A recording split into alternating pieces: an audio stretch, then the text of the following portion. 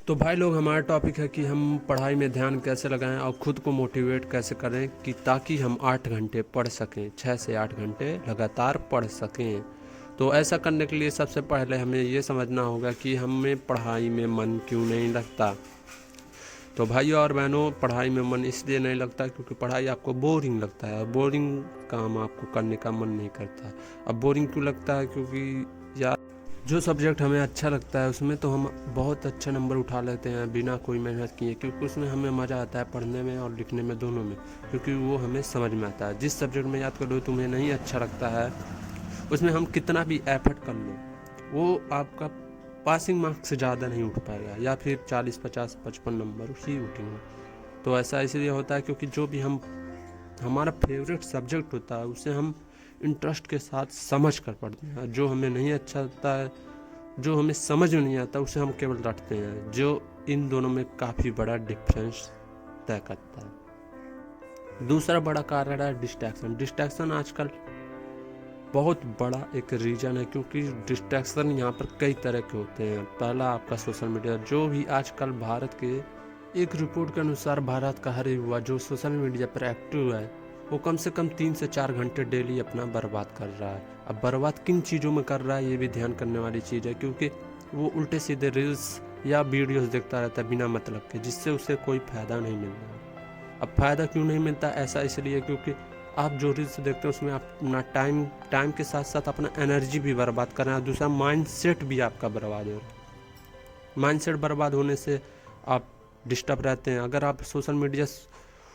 Use करने के बाद पढ़ाई करते हैं तो आपका मन डिस्टर्ब रहता है और आपका ध्यान अधिकतर सोशल मीडिया पर ही रहता है, कि जैसे पोस्ट हो गए, रील्स हो गए या वीडियोस किसी के हो गए, उसके बारे में आपका ध्यान हमेशा लगा रहता है। दूसरा बात है डिस्ट्रैक्शन का दूसरा जो मेन रीज़न है वो है लव लाइफ, लड़की लाइफ।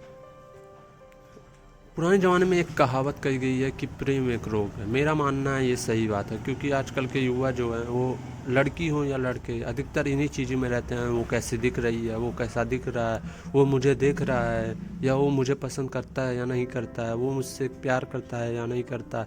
ये दिन रात चैटिंग हो गया, बात हो गया, डेटिंग हो गया, दिन रात इसी चीज़ में परेशान रहते हैं, जिससे उन्हें टाइम के साथ साथ अपना माइंड भी डिस्टर्ब कर रहे हैं और उनका ध्यान हमेशा इन्हीं चीज़ों में लगा रहता है। अगर अक्सर आपने देखा होगा कि जो लोग टॉप करते हैं या बड़ी बड़ी चीज़ें, यूपीएससी हो गया और बड़ी एग्ज़ाम में, या आपके क्लास के टॉपर ही होते हैं, वो भी प्यार में रहते हैं, लेकिन वो इतना इम्पोर्टेंस नहीं देते हैं। हर वक्त उसी चीज़ के बारे में सोचते नहीं रहते हैं, क्योंकि सोचना ही एक बहुत बड़ी डिस्टर्ब है। आप जो काम करो उसी टाइम तक बस उसको सोचो और अपना 100% उसी चीज़ में लगाने की कोशिश करो, चाहे वो लव हो गया, चाहे वो प्यार हो गया, चाहे वो कुछ भी हो गया।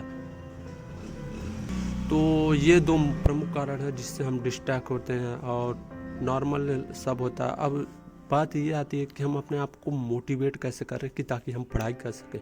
तो इसके लिए आपको डेली बेस पे कम से कम 30 मिनट तक पर वॉक पर जाना चाहिए, चाहे जॉगिंग पे जाओ, चाहे रनिंग करो, चाहे टहलो या कुछ भी करो, लेकिन एक ताज़ी हवा का ज़रूर आना चाहिए, मतलब कि अपने अंदर लेना चाहिए।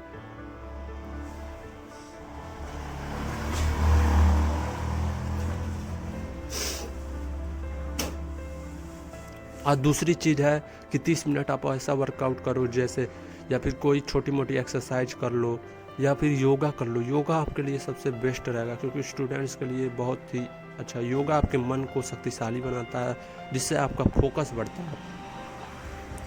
अब फोकस बढ़ने से आपका पढ़ाई में ध्यान भी लगेगा। और धीरे धीरे ये सोचकर मत करो कि मुझे 8 घंटे ही पढ़ना है, क्योंकि 8 घंटे पढ़ने ये सोचोगे तो अगर आप 6 घंटे भी पढ़ते हो तब भी आपका मन डिस्टर्ब होता है। ये सोचकर पढ़ो कि आज मैं कुछ ना कुछ तो पढ़ूंगा।